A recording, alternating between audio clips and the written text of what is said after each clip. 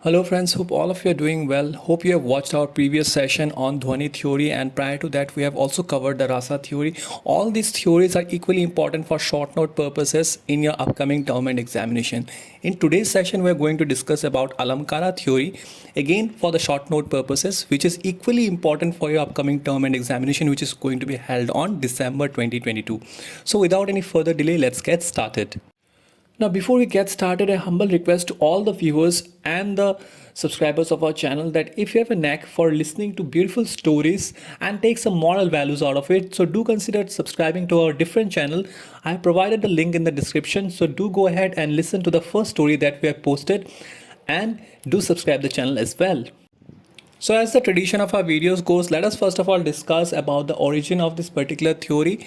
Now, Alamkara theory was basically given by Bahama in his book Kavya Alamkara. Now, the first thing that we need to know and need to mention in an answer is obviously the origin. After that, you need to mention what is the general meaning of this word Alamkara. So Alamkara literally means ornament. Okay, the ornaments that women use to enhance their beauty.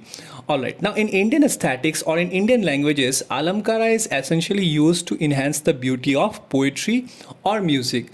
Now imagine a situation where you have a woman and you have ornaments and you combine both of them to enhance the beauty overall, the beauty of the woman. The same thing can be done in case of poetry or music. If you add the alamkaras there, then the poetry looks more beautiful, okay, and the music sounds more soulful. So that is the purpose of alamkara. Now alamkara, again, after this explanation, please don't understand that it is merely used for decorative poetry, okay, or embellishments in literature.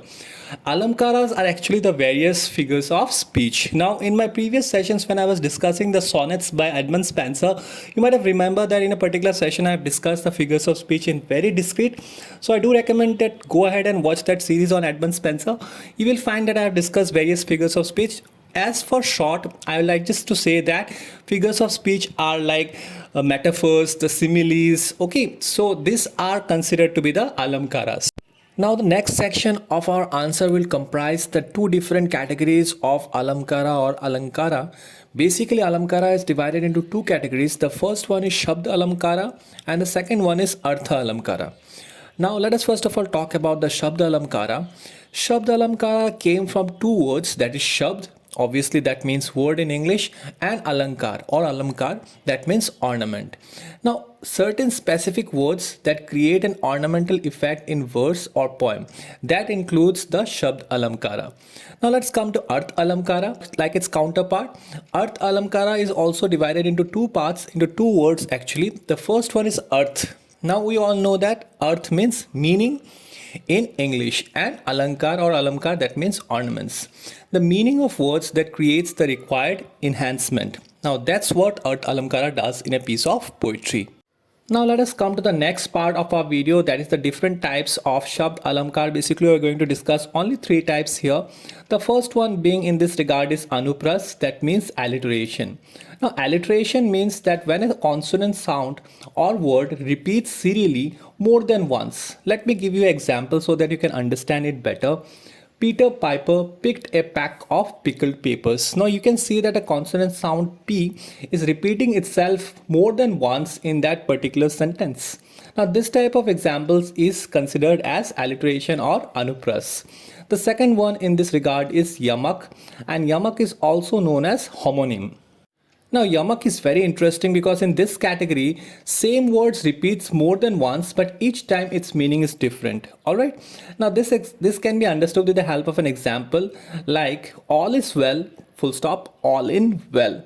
Now when I say that sentence, it means two different things. Okay, same words is used, like all is well, obviously it refers that everything around us is all okay, and then the following sentence you see that all in well. Now that very sentence where the same similar words are used, it actually refers that nothing is okay. All right, so two different sentences, all of them, but both the sentences are meaning different meanings. Okay, so the next category is slash or pun.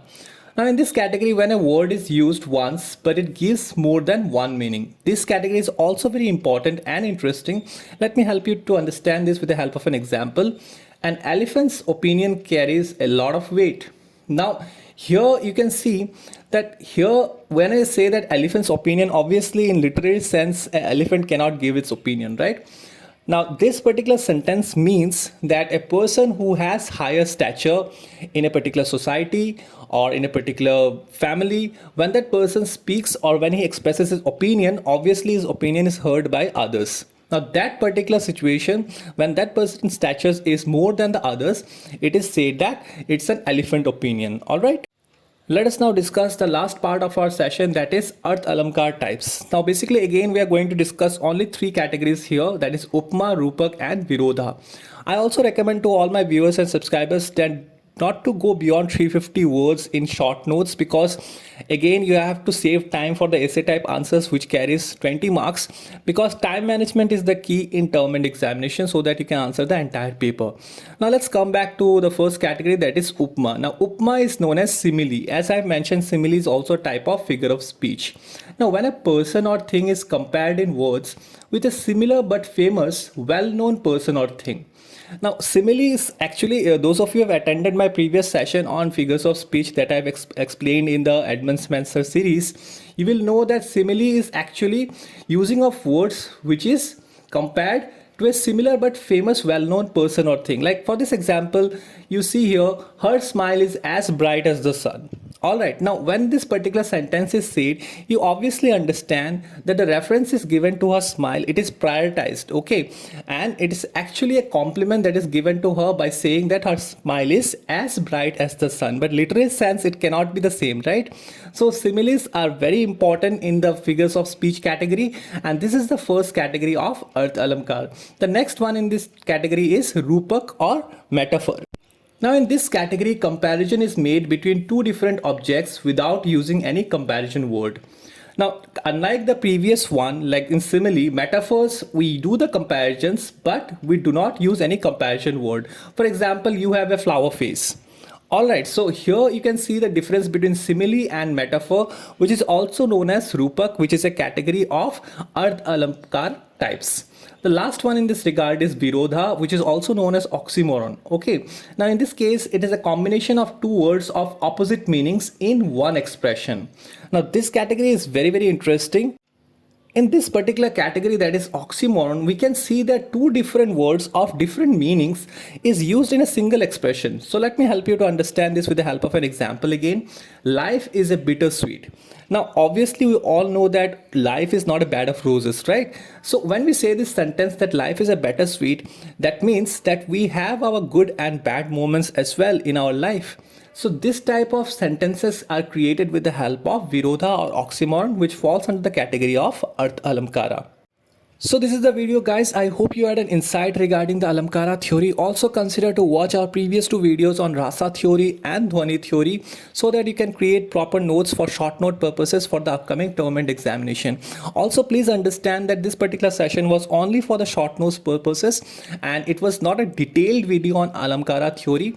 I just done this video so that you can create proper notes for the short note purposes. In case if you have any doubt regarding today's session or you want to know more about this particular theory and in detailed approach, do comment in the comment section. I'll definitely try to consider it in the next video.